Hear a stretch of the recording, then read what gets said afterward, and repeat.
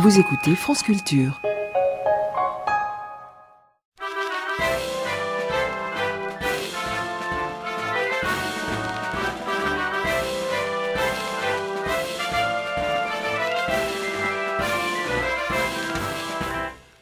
Samedi dernier, Simone, dans un bistrot, j'ai entendu un voisin dire à son commensal « Il n'est pas question que je bosse pour des cacahuètes ». Et le lendemain, dans l'autobus, une jeune femme disait à sa collègue « Mais ça, c'est pas une augmentation, c'est rien, c'est peanuts ». Or, peanuts en anglais, Simone, c'est la cacahuète. Oui. Et alors ?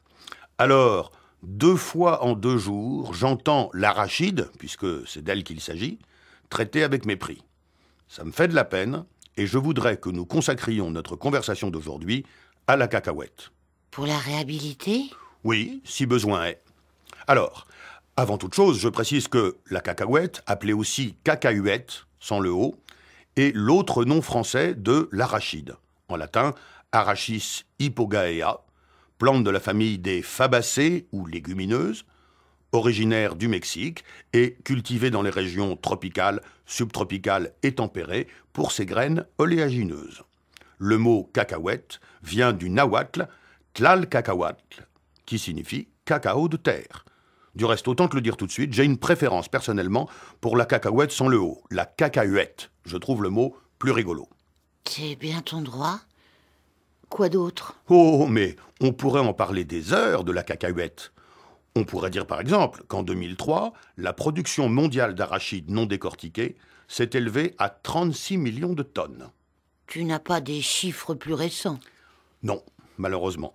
Mais je ne pense pas que la production ait sensiblement augmenté ni baissé dans l'intervalle. Si on te pose la question, vas-y au flanc, réponds 36 millions de tonnes, tu peux pas te tromper de beaucoup. J'y penserai.